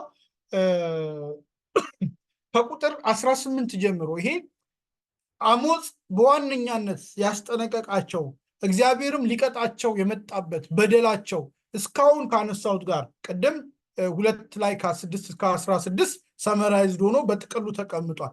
በዝርዝር ደግሞ የተቀመጠው ከቁጥር 18 ጀምሮ ነው። እንዲህ ይላል፣ የእግዚአብሔርን ቀን ለምትሹ ለእናንተ ወዮላችሁ። የእግዚአብሔርን ቀን ለምን ትሻላችሁ? ያ ቀን ጨለማ ነው እንጂ ብርሃን አይደለም። ቢኮዝ ያ የፍርድ ቀን ነው እያላቸው ነው። የእግዚአብሔርን ቀን የሚመጣው የእግዚአብሔር ቀን የፍርድ ቀን ነው። ይህ ቀን አንድ ሰው ከአንበሳ ሲሸሽ ድብ እንደሚያጋጥመው ወደ ቤቱን ገብቶ እጁን በግድግዳው ላይ ሲያሳርፍ እባብ እንደሚነድፈው ነው። ይህንን ፐዝል የሆነ ማህበራዊ ሚዲያ ላይ ታችሁታል። የሆነ ፐዝል አንድ ሰውዬ ዛፍ ላይ ተንጠልጥሎ ከታች የሆነች ሀይቅ ዳር ያለ ዛፍ ነው እና አንድ ስዕል አለና እንዴት ያምልጥ የሚል ጥያቄ ፐዝል አይነት ነገር ነው። ዛፍ ላይ ነው እና ከዛፉ ቅርንጫፍ ላይ የሆነ እባብ ሲመጣበት፣ ከውሃ ውስጥ አዞ ሲመጣበት እና መሬቱ ላይ ደግሞ አንበሳ ሲጠብቀው ያሳያል። እና ወደ ዛፉ ላይ እንዳይቆይ እባቡ ይነድፈዋል፣ ወደ ውሃው እንዳይዘል አዞ ይበለዋል፣ መሬት ላይ እንዳወርድ ደግሞ አንበሳ ይበለዋል። እና እንዴት ያምልጥ የሚል አይነት ፐዝል አይዶ ነው ማህበራዊ ሚዲያ ላይ ካያችሁት። እና እንደዚህ ያለ ፐዝል ማለት ነው። ምን እያለው ነው? የእግዚአብሔር ቀን ለእናንተ ሲመጣ ፍርድ ነው የሚመጣባችሁ። ምክንያቱም በአመፅ እና ፍትህ በማጓደል ስለቆዩ ሲመጣ ሊፈርድላቸው ሳይሆን ሊፈርድባቸው ነው የሚመጣው። ወገኖች እኔና እናንተ እግዚአብሔርን ቀን እንጠብቃለን። በክርስቶስ አምነን ድነን የዘላለም መንግስት ወራሽ ሆነን በጽድቅ እግዚአብሔርን መንግስት እያገለገልን ለምንኖር ለኛ ተስፋ ነው እኮ የጌታ መምጣት አይደለም። ግን እንደ ስጋ ፈቃድና እንደዚህ ዓለም ገዢ ሐሳብ የሚንቀሳቀሱ ሰዎች ግን የእግዚአብሔር መምጣት ምንድነው? የጌታ ዳግም መምጣት ያ የፍርድ ቀን ምንድነው? የሚባላ እሳት ነው። በቃ ፍንትው ብሎ በፊቱ የሚፈረድበት ቀን ነው። ስለዚህ የእግዚአብሔር ቀን ለነኚህ ሰዎች ለእስራኤላውያን በዚህ ለሰሜኑ መንግስት በአመፅ እየኖሩ ስለሆነ የፍርድ ቀን ነው፣ የሚያስፈራ ቀን ነው፣ የሚባላ ቀን ነው ሲናገር ቅድም እንዳልኳችሁ በዚህ ምን አለ ምን እንትን ሲያስቀምጠው በምሳሌ ያ ቀን አንድ ሰው ከአንበሳ ሲሸሽ ቪዥዋላይዝ አድርጉት። ከአንበሳ ሸሽቶ ሲሮጥ ምን ድብ እንደሚያጋጥመው ከአንበሳ ድብ የባሰ ነው። ከዛ ከድብ ደግሞ ቤቱ ገብቶ እጁን በግድግዳው ላይ ሲያሳርፍ ደክሞት ሮጦ ገብቶ በሩን ዘግቶ እጁን ግድግዳው ላይ ሲያሳርፍ ደግሞ እባብ እንደሚነድፈው ነው። እባቡን ዘሎ ቢወጣ ድብና አንበሳ አለ። በቤት ውስጥ ደግሞ እባብ አለ። ማምለጫ በቃ የማታመልጡበት ነው። ቤትም መንገድ ብትሮጡ ትገኛላችሁ፣ ፍርዱ ያገኛችኋል እያላቸው ነው። የእግዚአብሔር ቀን ብርሃን ሳይሆን ጨለማ፣ የብርሃን ጸዳል የሌለው ድቅድቅ ጨለማ አይደለምን? ዓመት በዓላችሁን ተጸይፌአለሁ ጠልቼውም አለው። ጉባኤዎቻችሁ ደስ አያሰኙኝም። የሚቃጠል መስዋዕትና የእህል ቁርባን ብታቀርቡልኝም እኔ አልቀበለውም። ከሰቡ እንስሶቻችሁ የህብረት መስዋዕት ብታቀርቡልኝም እኔ አልመለከተውም። የዝማሬን ጩኸት ከእኔ አርቅ፣ የበገናህንም ዜማ አልሰማም። ለምንድን ነው ጌታው የማትሰማው? ነገር ግን ፍትህ እንደ ወንዝ ጽድቅም እንደማይደርቅ ምንጭ ይፍሰስ። የእስራኤል ቤት ሆይ 40 ዓመት በምድረ በዳ መስዋዕትንና ቁርባንን አቅርባችሁልኝ ነበርን? 40 ዓመት በምድረ በዳ መስዋዕትንና ቁርባንን አቅርባችሁልኝ ነበርን? ለራሳችሁ የሰራችሁትን የንጉሳችሁን ቤተ ጣዖት የጣዖቶቻችሁን አምድ የአምላካችሁን ኮከብ አንስታችሁ ተሸከማችሁ። ስለዚህ ከደማስቆ ወዲያ እንድትሰደዱ አደርጋችኋለሁ ይላል ስሙ የሰራዊት አምላክ የሆነ እግዚአብሔር። ከደማስቆ ማለት የነ ሶሪያ ከዛ አልፎ በነ አሶር የሚወሰዱበትን ማለት ነው። እዚህ እግዚአብሔር ታስታውሳላችሁ ለመጀመሪያ ጊዜ ምድሪቷን በረከት ከ40 ዓመት መከራና መንከራተት በኋላ ከተሻገሩ በኋላ ነው የምድሪቷን ፍሬ የበሉት መና የቆመው። ቁርባን ለማቅረብ እህል አልዘሩም፣ አላጨዱም፣ ምን አላሉም። ስለዚህ ያላረጋችሁልኝም ነበር እኮ ይህን ሁሉ አላረጋችሁልኝም ነበር። ቁርባን እንኳ አይደለም ያቀረባችሁልኝ። በእነኛ ሁሉ ጊዜ ቁርባን ስላቀር ማለት መስዋዕት ስለሰጣችሁኝ አይደለም ከእናንተ ጋር ያንኩት። 40 ዓመቱን በቸርነቴ ነው በምህረቴ ነው ከእናንተ ጋር ሆንኩት። እናንተ ግን አሁን በዝማሪያችሁ በአምልኮ በሚመስለው ግን የውሸት ነገራችሁ እኔን ልታታልሉኝ ተጸይፌዋለሁ፣ በቃ ጠልቼዋለሁ፣ ጉባኤያችሁ ደስ አያሰኝኝም፣ የምታቀርቡት መስዋዕትን በቃ አጸይፎኛል ብሎ ነው የሚነግራቸው። ምክንያቱስ ፍትህ እና ጽድቅ በመካከላቸው ስለጠፋ ማለት ነው። እዛው ላይ እግዚአብሔርን ፊት ስለሚገኘውና ስለመፈለግና ስለሚገኘው በረከት አሁን አይነሳው ከዛ ስለሚመጣው ነገር ያስጠነቅቃቸዋል። ምዕራፍ 6 ላይ የመጨረሻው ለአሞጽ የታዩ ራእዮች ናቸው። በርከት ያሉ ራእዮች 5 ራእዮች ታይተውታል። የመጀመሪያው የአንበጣና የእሳት ራእይ ምዕራፍ 7 ከቁጥር 1 እስከ 6 ታገኛላችሁ። ከዛ ቱምቢ ይዞ ስለሚለካ ሰው የሚናገረው ራእይ ምዕራፍ 7 ከቁጥር 7 እስከ 9 ታገኙታላችሁ። ከዛ በአሜሲያስ የቀረበበት ትችት። አሜሲያስ በቤተልሔም ያለ ካህን ነው። እሱ ደግሞ ይመጣና በኢዮርብዓም እሱን ላንብበው ፕሊዝ። በኢዮርብዓም አልተወደደም። ካህን እኮ ነው፣ የሚገርም ነው። ካህን ሆኖ ግን የአሞጽ ትንቢት ያስጨንቀዋል። በቃ በጣም ይጨንቀዋል ማለት እሱ ተመችቶታል። ህዝቡን የሚያስት ካህን አለ አይደለም? ህዝቡን እንቅልፍ ውስጥ የሚከት ካህን እግዚአብሔርን እየበደለ ህዝቡን በቃ ትባረካለህ፣ ትበዛለህ፣ ትትረፈረፋለህ የሚል ካህን ነው አሜሲያስ። ስለዚህ የአሞጽ የፍርድ ቃላቶች አስፈሩት። ላንብበው። ይቅርታ ቁጥር 10 ከዚህ በኋላ የቤቴል ካህን አሜሲያስ ወደ እስራኤል ንጉሥ ወደ ኢዮርብዓም እንዲህ ሲል መልእክት ላከ። አሞጽ በእስራኤል ቤት መካከል በአንተ ላይ እያሴረ ነው። አይገርምም? ካህን እኮ ለእግዚአብሔር የቀረበ ነበር አይደል መሆን የነበረበት፣ በመቅደሱ የሚያገለግል ማለት ነው። ኢንፋክት መቅደሱ በሰሜኑ የለም፣ መቅደሱ በደቡቡ ነው ያለው። ግን ይሄ ካህን ግን ምን ብሎ ላከ? እያሴረ ነው። ምድሪቱም ቃሉን ሁሉ ልትሸከም አትችልም። ምክንያቱም ከባድ ነው የሚናገረው ነገር። እስካሁን እንዳነበብኩላችሁ ነው። በደላቸውን ፊት ለፊት ነው የሚናገረው። ከባድ ነው፣ ልትሸከም አትችልም። አሞጽ እንዲህ ሲል ተናግሮ ነበርና ይቅርታ፣ አሞጽ እንዲህ ሲል ተናግሮ ነበር። ምን ብሎ ነው የተናገረው? ኢዮርብዓም በሰይፍ ይሞታል፣ እስራኤልም በእርግጥ ከትውልድ ሀገሩ ተማርኮ ይሄዳል። ይህ ነገር ተፈጽሟል አልተፈጸመም? ተፈጽሟል፣ ሆኗል እኮ። ግን በሰዓቱ ምንድን ነበረ ብያቸዋለሁ። ኢዮርብዓም ሁለተኛ፣ ይሄ ዳግማዊ ኢዮርብዓም ማለት ነው፣ በጣም በጦርነት ብዙ ድል ያገኘበት፣ በእድገት በስኬት በብልጽግና የተትረፈረፉበት ትልቅ ስኬት ውስጥና ደስታ ከሰለሞንና ከዳዊት በኋላ ትልቁ የስኬት ክላይማክስ ወይም ደግሞ ትልቁ ደረጃ የደረሱት ሰሜኑ በኢዮርብዓም ዘመን ነው፣ ደቡቡ በኦዚያን። ስለዚህ በዚህ ዘመን ላይ ትልቅ ስኬት ላይ ያላችሁ ማለት እስኪ እናንተም ከኮሌጅ በተመረቃችሁበት ቀን ላይ እንደዚህ ያለ ነገር ቢነገራችሁ ማለት ነው ስራ አታገኙ የምትባሉ፣ በማዕረግ ተመርቃችሁ በማዕረግ የተመረቁ ሁሉ ስራ አግኝተዋል፣ እናንተ ግን በእናንተ ጊዜ አታገኙ የምትባሉ፣ አይ እግዚአብሔርን በድላችኋል አታገኙ የምትባሉ ሰሙታላችሁ። ይሄ ምቀኛ ብላችሁ ነው አይደለም? እግዚአብሔር ይገስጽናም ብላችሁ ነው የምትሄዱት። እና ካህኑም ሲያይ ፊዚካሊ ሲያይ ኢዮርብዓም ተባርኳል፣ ከተማው ተትረፍርፏል፣ በሀብት በስኬት በምን በቃ ጥግብ ብሏል እስከ አፍንጫው ድረስ። በዚህ መሃል አሞጽ የሚባል እረኛ ሰውዬ መጥቶ፣ ይቅርታ አሞጽን በመናቅ አይደለም ግን አሜሲያስ ግን የሚያው እንደዛ ስለሆነ ነው። ወገኑ ካህናት አይደለም፣ የካህን ወገን አይደለም፣ የነቢያት ወገን አይደለም፣ የሆነ እረኛ ነው ለነሱ። እንዴ ባሉት ፍሬ ለቃሚ እረኛ መጥቶ ይህንን ስኬታማ ንጉስ ምን እያለው ነው? ባልተገራፉ ምን እያለው ነው? በሰይፍ ትሞታለህ፣ እስራኤልም ደግሞ ተማርኮ ይወሰዳል። ሆኖም አይቆን እግዚአብሔር እኮ ነው ርስት የሰጣቸው። አሁን እኮ ያሉበት ስኬትና በረከት በሙሉ እኮ እግዚአብሔር የሰጣቸው ነው። እግዚአብሔር ስለፈቀደ እኮ ነው ባሪያ የሚሸጡት፣ ፍትህ የሚያጓድሉት። that's how they were thinking። ከዚህ አሜሲያስ መቋቋም ምድሪቱ ልትሸከመው አትችልም። ይሄ አሞጽ የሚባል ሰውዬ የሚናገሩን ነገር ምድሪቱ ልትሸከመው አትችልም።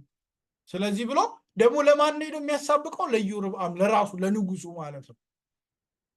አሜሲያስም አሞጽን ደግሞ መልሶ እንዲያለው አንተ ባለ ራእይ ከዚህ ሂድ። አንተ ነቢይ አላለውም፣ የነቢያት ወገን አይደለም። አንተ ካህን አይደለም ያለው። አንተ ምን ባለ ራእይ ከዚህ ሂድ፣ ከይሁዳ ምድር ሽሽ፣ እዚያም እንጀራህን ብላ። ምክንያቱም ደቡብ መንግስት ጋር ለአንተ አይነት ራእይ ምናምን እንደዛ ጨዋታ አለው፣ እዛ ታች ነው። ሂድ እንጀራህን ምን አድርግ ብላ፣ በዚያም ትንቢት ተናገር። ከእንግዲህ ወዲያ ግን በቤቴል ትንቢት አትናገር። የንጉሱ መቅደስ የመንግስቱም መኖሪያ ነውና ረበሽከን። የምትናገረው ድምፅ አንድ ካህን ይህ ባለ ራእይ የሚናገረው ድምፅ ከእግዚአብሔር ነው ወይ ብሎ እንደ እግዚአብሔር ሐሳብ ሊኖር ሲገባው አይ ድምፅህ ረበሸን። የጽድቅ ድምፅ ይረብሻል አይደለ? የፍትህ ድምፅ በአመፀኞች መካከል የክርስቶስ የጽድቅ መዓዛ ሆኖ መገኘት ምቾት ይነሳል፣ ይረብሻቸዋል። አይታችሁ ከሆነ በአሁን በዚህ ወር ላይ አሁን እዚህ ዲሲ ምን ባለው እኔ ያለሁት ያው ዲሲ ስለሆነ የሚቀርበኝ ባለው ፈንጠዝያ ውስጥ ሞክ ሲያደርጉ የትኛውንም አማልክት አይደለም ሞክ የሚያደርጉት ኢየሱስ ክርስቶስን ነው። አይታችኋል አይደለም? ሰልፋቸው ላይ ትዕይንታቸው ላይ አለባበስ ብዙ አማልክቶች አሉ፣ በምድር ላይ ብዙ ቤተ እምነቶች አሉ። ይህንን አይነት አሁን ያለውን የሞራል ዝቅጠት የሚቃወሙ ብዙ እንደውም ጨከን ያለ አቋም ያላቸው አገሮች ሁሉ አሉ፣ እምነቶች አሉ። ግን አንዳቸውንም አይነኩም። ሞክ የሚያደርጉት ማንን ነው? ሞክ የሚያደርጉት ኢየሱስ ክርስቶስን ነው። ክርስትናን ነው ሞክ የሚያደርጉት። ለምን ካላችሁኝ፣ ምክንያቱም ክርስቶስ የጠራው የጽድቅ ህይወት፣ ክርስቶስ የሰጠው የነፃነት ህይወት ሌሎችን ስለሚኮንን፣ ስለዚህ እናንተ እምነታችሁ ጀጅመንታል ነው ይሉናል። ይመጡና አንተ ኮንሰርቫቲቭ ክርስቲያን ነህ ይሉኛል። አንተ ኮንሰርቫቲቭ ወግ አጥባቂ ክርስቲያን ነህ። ምን ማለት ነው ስትሏቸው፣ ጀጅመንት አለ። መጽሐፍ ቅዱስ በማንም ላይ አትፍረዱ ይሌለ፣ አንተ ግን ትፈርዳለህ። እኔ እኮ አይደለም የሚፈረድኩት መጽሐፍ፣ አንተ ትፈርዳለህ፣ አንተ ጀጅመንት አለ፣ ዩ አር ሶ ጀጅመንታል ይሏቸዋል። ምክንያቱም የጽድቅ ህይወት በሌሎች ላይ ይፈርዳል። እናንተ እኮ አይደላችሁ፣ ህይወቱ ይፈርዳል። ሌሎችን ምን ይኮንናል። ጠጣ፣ እኔ አልጠጣም። ለምን ጌታ በዚህ አይከብርም ስትሉት ይኮነናል እሱ ማለት ነው። እና በመጠጣቱ ይኮነንና ጥቅስ ይፈልጋል። ከዛ ጥቅስ ሲያጣ ያሳድዳችኋል። የሆነ ክፋት ውስጥ ይገባና ወይም ማጭበርበር ውስጥ ይገኝና እንደዚህ አድርግ እንጂ በዚህ እኮ ይሳካለ። እኔ እንትን አላደርግም። ለምን ጌታ አይወደውም ማለት ጥቅስ አለው ይላቸዋል። አይኖሮ ጥቅስ ባይኖረውም ግን ጌታዬ እንደማይከብርበት አውቃለሁ። በምታደርጉትን ሁሉ ለእግዚአብሔር ክብር አድርጉ ተብሏል። በዚህ ደግሞ እግዚአብሔር አይከብርም። መጽሐፍ ቅዱስ የወንጀለኛ መቅጫ ህግ አይደለም። ለእያንዳንዱ ጥፋት ህግና መቅጫ አያስቀምጥም። ምን መልካምና ምን መጥፎ እንደሆነ ነግሮኛል። መለያውን መንፈሱ ሰጥቶኛል። ስለዚህ እኔ ላይ ያለው ትላላችሁ። ከዛ አንተ ደግሞ ታካብዳለህ ይሏቸዋል። ብለዋችሁ ግን አይቆሙም። ህይወታችሁ ይከብዳችኋል። ምክንያቱም የጽድቅ ሽታ ሌላኛውን ስለሚኮንን ማለት ነው። እና የአሞጽ መልእክት የእነሱን ህይወት ይኮንነዋል። ድሃ ሲረግጡ እናንተ ለድሃ ትራሩም፣ ዝማሬ ሲዘምሩ ለአምላካችን ብለው እየዘመሩ እግዚአብሔርን ዝማሬ ተጸይፎታል ይላቸዋል። ነገራችሁን እግዚአብሔር አልወደደውም ይላቸዋል። ስለዚህ በቃ ሂድ ከዚህ አትረብሸን። በቃ ባይወደውም እኛ ዝም ብለን እያመለክን እየዘመረን እንሂድ። ሪትም አታበላሽ ነው መልእክቱ ማለት ነው። ይህን ደግሞ የሚለው የሚገርማችሁ የሆነ ወንበዴ አይደለም፣ ካህን ነው መጥቶ ይህንን የሚለው ማለት ነው። በቃ ሂድ ወደዛ ደቡብ ሂድ፣ ወደዛ ሂድ። አንተ ሀገራችንም ደቡብ ነው የሚባለው፣ ደቡብ ሂድ፣ እዛ ሄደህ ትንቢት ተናገር፣ እዛ ሄደህ ብላ ጠጣ። እዚህ ሰሜኑ ጋር አንፈልግም። የሰሜኑ መንግስት እስራኤል ሰሜኑ መንግስት ማለት ነው። ቤቴል ሰሜን ንቻለች ነው። ሰሜን አታስፈልግም፣ እኛ እያመለክን ነው፣ እግዚአብሔር እናውቃለን፣ አንተ አንፈልግም፣ ሂድ ወደ ደቡብ ወደ ይሁዳ ማለት ነው ብለው መከረው። እና የዛን ሰዓት ነው ከእንግዲህ ወዲያ ግን በቤቴል አትናገር፣ ንጉሱን አትረብሸው ሲለው፣ አሞጽም ለአሜስያስ እኔ እረኛና የባሮት ፍሬ ለቃሚ እንጂ ነቢይ ወይም የነቢይ ልጅ አይደለሁም። እግዚአብሔር ግን የበግ መንጋ ከምጠብቅበት ቦታ ወስዶ ሂድና ለሕዝቤ ለእስራኤል ትንቢት ተናገር አለኝ። እንግዲህ የእግዚአብሔርን ቃል ስማ፣ አንተ በእስራኤል ላይ ትንቢት አትናገር፣ በይስሐቅም ቤት ላይ አትስበክ ትላለህ። ስለዚህ እግዚአብሔር እንዲህ ይላል፣ ሚስት በከተማይት ውስጥ ጋለሞታ ትሆናለች። ማንን ነው? ሌላ ሚስያስ የተነገረ ነው። ሚስት በከተማይት ውስጥ ጋለሞታ ትሆናለች፣ ወንዶችና ሴቶች ልጆችም በሰይፍ ይወድቃሉ፣ ምድርህን እየተለካ ይከፋፈላል። አንተ ራስህ በረከሰ ወይም እርኩስ ምድር ትሞታለህ። እስራኤልም ከትውልድ ሀገሩ ተማርኮ ይሄዳል። የአሜስያስ መጨረሻውን ይነግረዋል። that's what happened by the way። እንደዛ ነው የሆነው። ነገስት 14 አካባቢ ሄዳችሁ ብታነቡት፣ ከዛ በኋላ የተፈጠረውን ታሪክ ብታዩት፣ እስራኤል ስትማረክ አሁን አሞጽ የተናገረው ነው። በጣም ያስፈራል። by the way አሞጽ የሚናገረው ነገር ቀጥታ ቃል በቃል ነው የሚናገረው። ከዛ ሌላኛው ራእይ ፍሬ የሞላበት ቅርጫት ያያል። ከዛ በኋላ በመሰዊያው አጠገብ ጌታን ቆሞ ያዋል። ጌታ የሚናገረው አለው። ይሄ ሁሉ ሆኖ ግን እግዚአብሔር ሁሌ እንደምናየው እግዚአብሔር የተስፋ አምላክ ነው፣ የእንደገና አምላክ ነው፣ የምህረት አምላክ ነው። ቅጣት ብቻ ሳይሆን እግዚአብሔር ደግሞ ለህዝቡ ምን አለው? ተስፋ አለው።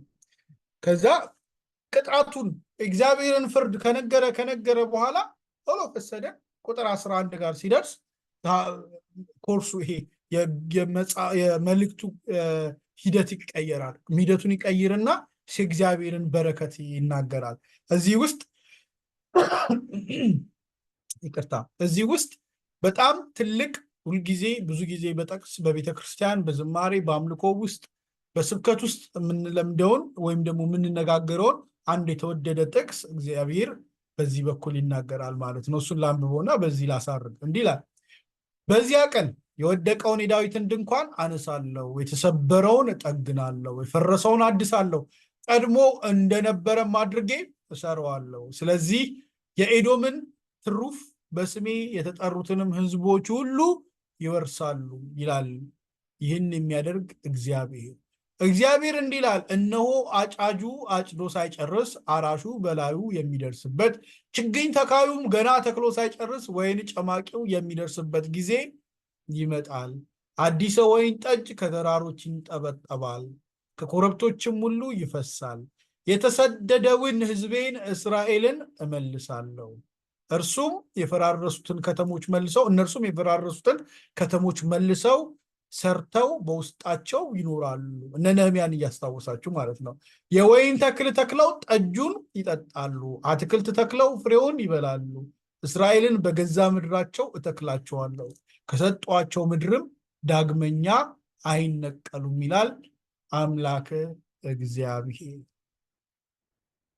በዚህ ነው አሞጽ የሚቋጨው። ዋናው መልእክቱ ደጋግሜ እንደተናገርኩት ከቅጣት በኋላ ስኬት ያገኘችው እስራኤል ድጋሚ በትዕቢትና እግዚአብሔርን በሚያሳዝን ነገር እና ነውር ውስጥ መገኘቷ ሲሆን አሞጽን ይህንን መልእክት እንዲላክ ያስደረገው ፍርድንና ፍትህን ማጓደልን ተከትሎ የሚመጣ የእግዚአብሔርን ፍርድ ይነግረናል። በዚህም የተነሳ ምን ያደርጋል ማለት ነው? እግዚአብሔር አምላክ በዙሪያው ያሉ አሕዛብን ይቀጣል። ከዛ እግዚአብሔር ነኝ ብላ ግን የምትመጻደቅ ግን ደግሞ በኃጢአት የምትኖረውን ይሁዳን ይቀጣል። እስራኤል ደግሞ በዋነኛነት እግዚአብሔርን በመበደሏ ይቀጣል። ግን ቀጥቶ ብቻ አይቀርም። እግዚአብሔር ከተነቀሉበት ደግሞ መልሶ እንደሚተክላቸውና በተነቀሉበት ምድር ያ ጭንጫና ባድመ የሆነው መሬት ዳግም ፍሬ እንደሚሰጣቸው ዳግም የእንደገና አምላክ ተስፋ እንዳላቸው ማለት ነው። ይሄ መጽሐፍ በነገራችን ላይ በአንድ ጊዜ አይደለም የተጻፈው፣ በተለያየ ጊዜ የተነገረ ነው። እነኚህን በሙሉ ሰብስበው በስደት ምድር ያነቡት ነበር። ይነበብ ከነበሩ መጽሐፍቶች መካከል አንዱ ይሄኛው መጽሐፍ የአሞጽ መጽሐፍ ነው እና እግዚአብሔር ዳግም ሪስቶር እንደሚያደርጋቸው እነ ነህምያና ሌሎቹ ሲመጡ እነ እዝራ እነ ኢያሱ ከዚህ በኋላ የምናያቸው ሲመጡ እግዚአብሔር የእንደገና የሪስቶሬሽን አምላክ ነው የሚለው ነገር በአሞጽ ተናግሯቸዋል። በነ ኢሳያስም እኮ ተናግሯቸዋል፣ በሌሎቹም በአሞጽም ግን ተናግሯቸዋል። ምን ብሏቸዋል? እግዚአብሔር ዳግም በዛ ቦታ ላይ እንደሚተክላቸው ፍሬ እንደሚሰጣቸው። ስለዚህ በምድረ በዳ በሄዱበት ወቅት ላይ የነ ኢሳያስ ትንቢት ረጅም ዘመን ከ150 ዓመት በላይ ይቀድማቸዋል ከዚህ ከመፈናቀሉ ማለት ነው። የአሞጽ መልእክት ግን ሊፈናቀሉ ላይክ በአንድ ሰው እድሜ ማለት ነው 30 ምናምን ዓመት ስለሆነ ሰው ያስታውሳሉ። ወይኔ ልክ ስደቱ ሲመጣ ሌትሴይ የ20 ዓመት ሰውዬ የነበረው ሰውዬ 50 ዓመቱ አካባቢ ነው ወይም 60 ዓመቱ አካባቢ ነው እና አሞጽ እንትን ይሏል። አሜሲያስ ራሱ ተወስዶ ተማርኮ ነው የሚሞተው። በእድሜው በዘመኑ የሚያየው ነገር ነው በባዕድ ምድር ማለት ነው። ስለዚህ ወይኔ እያለ አሞጽን ያስታውሳሉ። ገባችሁ? አሞጽን ሽግግር ላይ የመጣ ነብይ ስለሆነ አሞጽን ያስታውሱታል። ከዚህ አሞጽን መጽሐፍ በስደት ምድር ይዘው እያነቡም ተስፋ ያደርጉበት የነበረው ነው። ስለዚህ አንድ ወሳኝ ዋና ጥቅስ ይዘን ልንወጣ የሚገባን ዋና መልእክት ልንማር የሚገባን ነገር ግን ይላል ፍትህ እንደ ወንዝ ጽድቅም እንደማይደርቅ ምንጭ ይፍሰስ። የምንማረው ነገር ከዚህ መጽሐፍ ይህንን ነው። እግዚአብሔር አምላክ ስኬት በህይወታችን ሲሰጠን ያ የመጣንበትን መንገድ ልንረሳ አይገባም። እግዚአብሔር ይህን ስኬት የሰጠን በፍጥረታችን ስኬት የሚገባን ሆነን ሳይሆን መጽሐፍ ቅዱስ እንደሚናገር የዓለምን የከበረ ነገር ሊያሳፍር ምናምንቴውን መረጠ እንደሚባል ተብሎ በቆሮንቶስ ላይ እንደተጻፈልን እግዚአብሔር ከምናምንቴነት ከተራነት አምጥቶ ሰው ያደረገን ያከበረን እግዚአብሔር በእኛ ሊሰራ ነው እንጂ እግዚአብሔር ሲያከብረን በኑሮ ሲባርከን በስራ ሲባርከን በአገልግሎት ሲባርከን በጸጋው ሲባርከን በትዕቢት እንዳንሞላና እንዳንወጠር እግዚአብሔርን እንዳናሳዝነው። ስለዚህ እግዚአብሔርን ፈልጉ በሕይወት ትኖራላችሁ ነው ያለው። በሕይወት የሚያኖረን ስኬት፣ በሕይወት የሚያኖረን ድል፣ በሕይወት የሚያኖረን ምቾት አይደለም። በሕይወት የሚያኖረን እግዚአብሔርን መፈለግ ነው። እግዚአብሔርን ማግኘት፣ ፊታችንን ወደ እግዚአብሔር ዘንበል ማድረግ በሕይወት የሚያኖረን ትልቁ ቁልፍና ትልቁ ኢንግሪዲየንት ነው። ስለዚህ የምንማረው ነገር ስኬት ላይ በደረስንበት አጋጣሚ ሁሉ ነገሮች በቸገረን ጊዜ እግዚአብሔርን እነሱ ቸግሯቸውም አልፈለጉትም፣ ሲሳካላቸውም አልፈለጉትም። እኔና እናንተ ግን ወገኖቼ በችግራችን ጊዜ እግዚአብሔርን ከፈለግነው በስኬታችን ጊዜ እንዳንጥለው እግዚአብሔር አምላክ ይርዳን። ስለዚህ ጨንቆን ጌታ ሆይ ብለን በጭንቅ ወቅት የጠራነው አምላክ ምቾትና እረፍት ሲሰጠን በዛም ወቅት ጌታ ሆይ ማለታችንን እንዳንረሳ። ምቾት አደገኛ ነገር ነው። ምቾት የኢትዮጵያን ሕዝብ እና የኛን የአፍሪካ ኤርትራንን ብንሆን መከራ በጣም እስከ መልመዳችን የተነሳ በመከራ ውስጥ እግዚአብሔርን መፈለግ ለምንናል፣ ተምረናል። ያለምረው ምቾት ነው። ምቾት ሲመጣ ደግሞ ጥጋባችን ከእግዚአብሔር እንዳያሸሸን፣ አመፀኞች እንዳያደርገን ምቾት የሰጠን ድል የሰጠን በዚህ በስደት ሀገር ላይ ስኬት የሰጠን እግዚአብሔርን እያሰብን ምን እናድርግ ማለት ነው? ሃምብል እንሆን፣ ትሑቶች እንሆን ማለት ነው። እኛ ባለንበት ቅዱሳን በምንሰራበት መስሪያ ቤት፣ እኛ ፖለቲካ ውስጥ ብንገባ፣ እኛ የህዝብ አስተዳደር ውስጥ ብንገባ፣ እኛ መስሪያ ቤት ላይ አለቃ ብንሆን፣ ቡድን ሰብሳቢ ብንሆን፣ ቲም ሊደር ብንደረግ፣ የትኛውም እኛ ባለንበት ቦታ ቅዱሳን ደጋግም የምነግራችሁ ነው። እኛ ባለንበት ቦታ ፍትህ እንደ ወንዝ፣ ጽድቅ እንደማይደርቅ ምንጭ ይፍሰስ።